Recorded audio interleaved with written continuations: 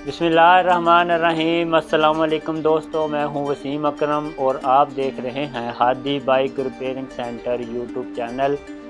दोस्तों, आज की वीडियो जो है ये हमारी जो 125 ट्यूनर की प्ले लिस्ट है उसकी सेकंड वीडियो है। इसमें हम आपको बताएंगे कि 125 का जो फ़िल्टर है उसका फोम किस तरह निकाला जाता है, किस तरह खोला जाता है, किस चीज़ के साथ उसको धोया जाता है। ये मुकम्मल तफसील के साथ आपको इस वीडियो में बताएंगे।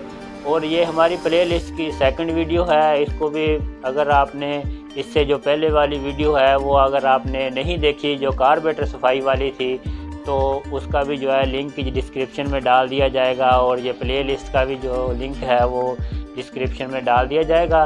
तो दोस्तों, आपने वीडियो को एंड तक पूरा देखना है और जो हमारी ये चैनल को सब्सक्राइब कर देना है, बेल के आइकन को ज़रूर दबा देना है।